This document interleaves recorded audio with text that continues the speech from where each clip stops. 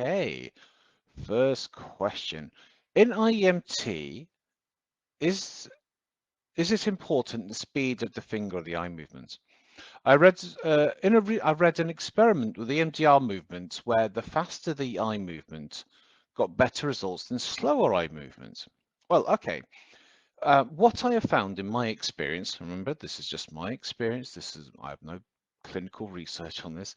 But what I have found is the faster you move somebody's eyes, the dizzier it makes them feel, the more likely you are to create headaches, possibly, not nausea, but, it's not good. And also, if I'm moving somebody's eyes really fast, I'm not looking at them. I cannot see what's actually going on. Remember, I'm looking for the deviations. I'm looking for when the memory is released or when it moves to something. So if I'm moving somebody's eyes really fast, I can't see that. So I found that I try to do quite like a rhythmic about that kind of speed. Um, I don't do it too fast. I don't do it too slow. What I want to do is I want to do it something that's comfortable to the client. So I want it to be a comfortable speed for the client. That's the important thing for me. So making it nice and smooth, nice and clear, nice and controlled, and at a speed that is uh, comfortable for the client. And I ask them, I say, is this okay for you? Is this distance okay? Can you focus? Can you? So there's no right and wrong. It's basically what's best for the client and what works well for you. But I don't think that the faster I think if you do it too slowly, people get bored and wander off. And if you do it too fast, they don't keep up and they're not thinking about the memory. Just had a consultation with a client that has cataracts. One eye already operated on and he's still waiting for surgery on the other.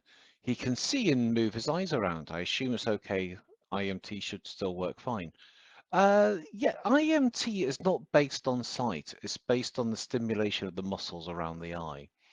So it doesn't matter. I've actually worked with people who are partially sighted and still had really great results. Okay, so I would the only danger here is obviously having eye operations. So I would make sure that they are okay to actually do IEMT before you actually do IEMT with them. Make sure they have it signed off by their surgeon or whoever it might be, and tell them, say, look, I'm considering having this eye movement therapy. It's like EMDR. Is this going to pose any possible issues? I don't see why it would, but I would definitely check and get them to sign it off just to make sure that you're on the safe side. But the fact that one eye's been operated on, one eye hasn't, as long as they can follow your finger, I don't see any issues with that. After 2 rounds of the intro demo, the emotion is still 5 out of 10. What do I do now? So when I'm doing the introduction, I'm like, okay, can you bring to mind a negative memory, not associated with the work that we're doing today, but something that, when you call to mind is distressing, embarrassing, upsetting, makes you angry. Hold it, get obviously I get these modalities of that, move the eyes, recalibrate, then do it again if necessary. Um, and then sorry, I will go back to Nuno. And so you move, and then if it's still above like 2 or 3 out of 5, I will take that emotion to the K pattern, to the kinesthetic pattern. So what I will do there is go, okay, so this feeling you have now of 5, how familiar is this feeling of 5? When's the first time?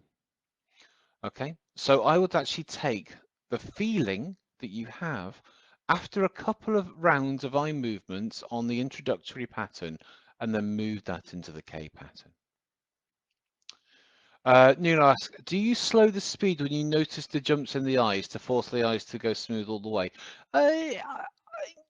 Yes and no.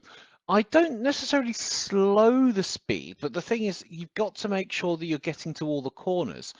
If you're trying to get, not the corners, but to the points, if the eye isn't going there, then I will slow it down and I will make sure that the eye definitely goes.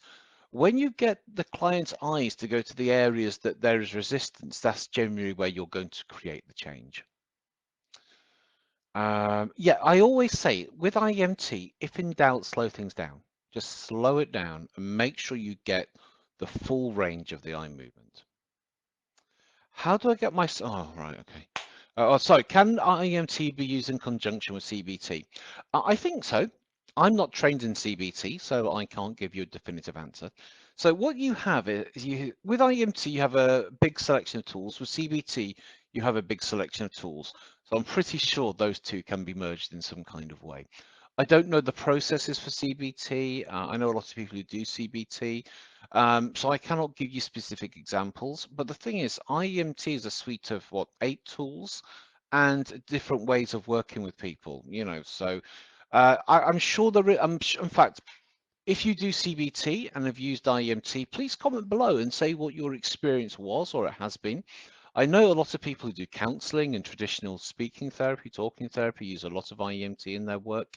When they find the stuff which they're doing with the client is too emotional for the client to deal with, they will switch to IEMT and then come back to what they were already doing. How do I get myself out there and seen? Well, I am doing a free coaching session this evening at 7 p.m. Again, I will put the link in the comments below, and we're going to be talking about this. There's lots of different stuff.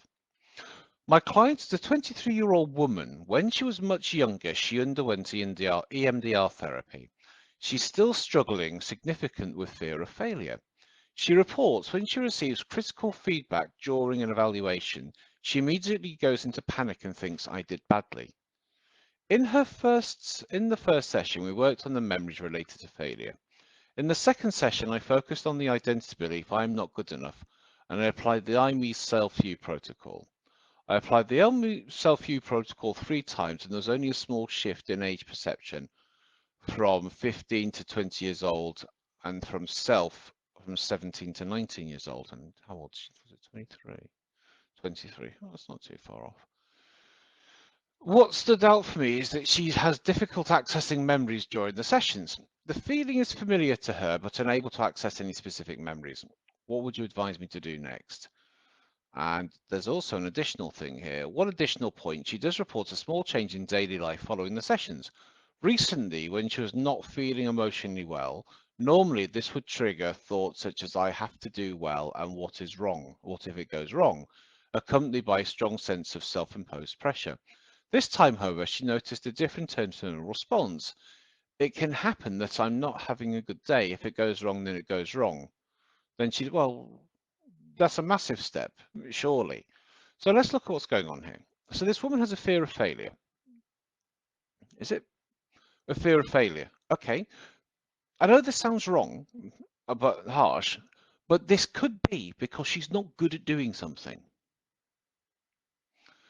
Now, I know we're probably not meant to say that, but when she receives critical feedback during an evaluation, well, if this is an evaluation at work, if she's getting critical feedback, it might be to do with her ability.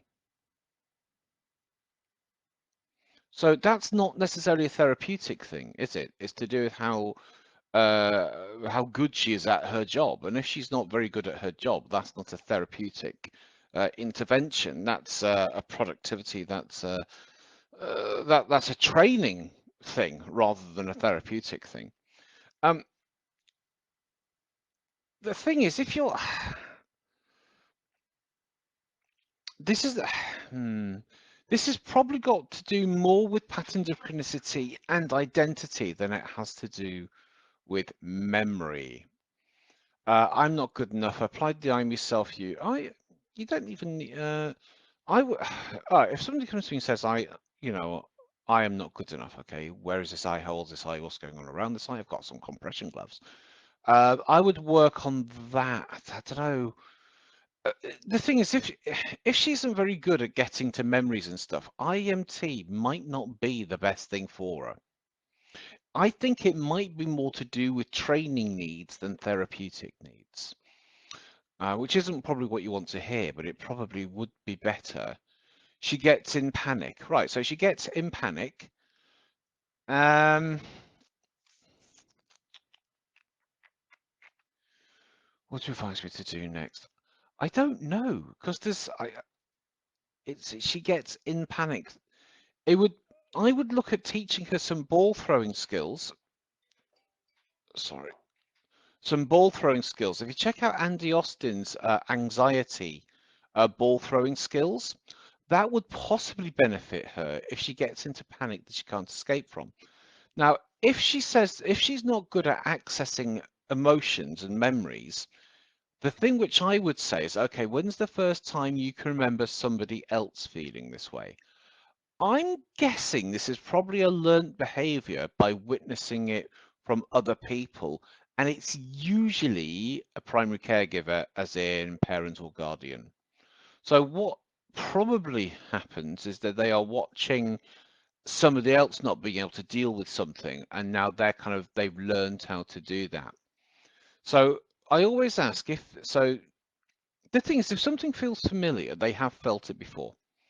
So either they felt it before or they've witnessed somebody else feeling it before. So when's the first time that you can remember feeling this way?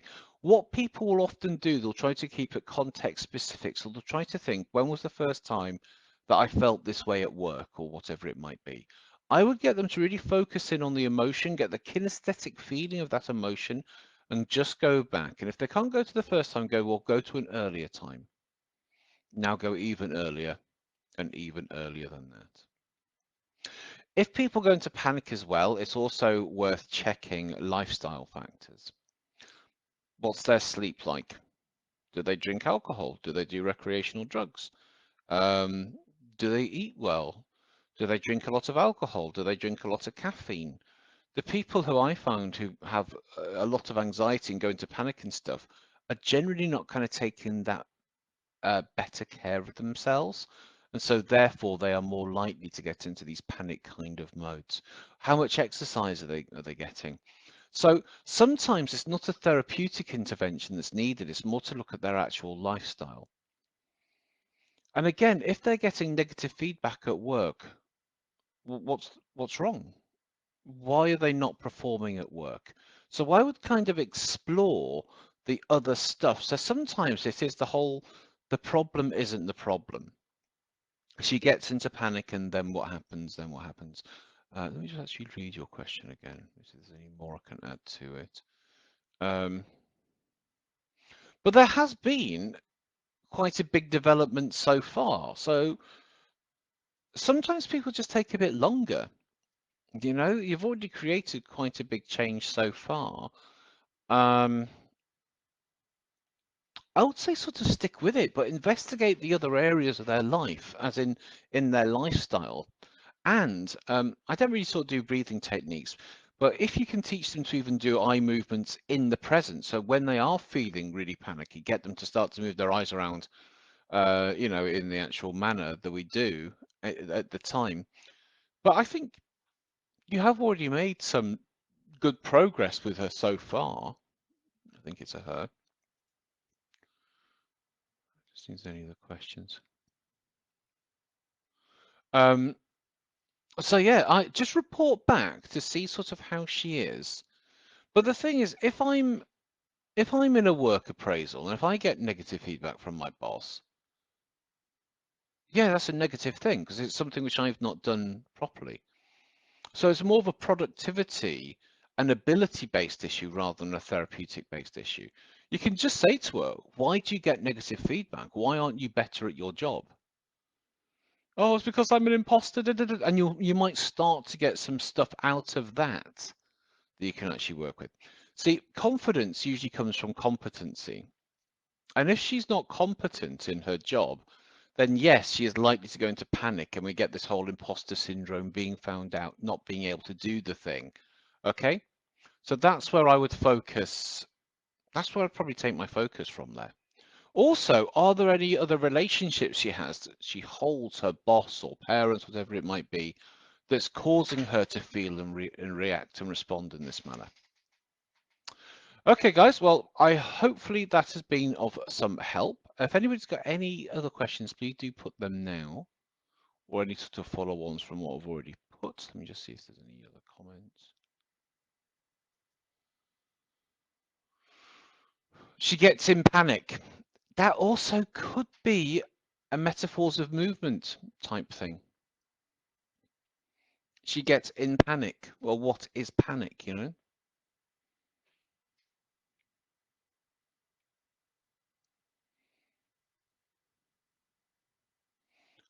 Steve Miller, you love my voice.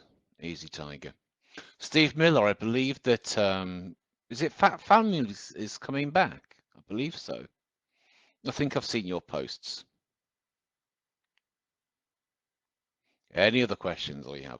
Steve Miller, do you have a question? I block Steve Miller reports. I've been using beef tallow. It's amazing.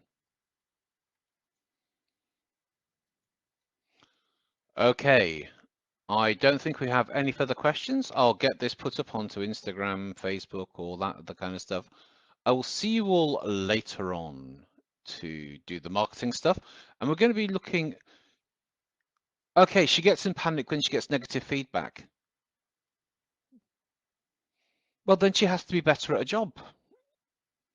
I know that sounds bad, but if she's getting negative feedback, it's because she's not performing properly. And if she's not performing properly, that's a productivity issue. That's not a therapeutic issue. I know that sounds harsh, but that is the reality of the situation. It's like trying to numb yourself if you're being hit or something. Well, that's not going to help, is it? If you're just trying to help somebody to not have negative feelings when they're getting negative feedback, that's not helping them. Understanding why they're getting the negative feedback in the first place is probably where you're going to make the biggest changes with this person. Okay, peeps, I will see you all later. And the weather here is horrible. Hope it's better where you are. Bye.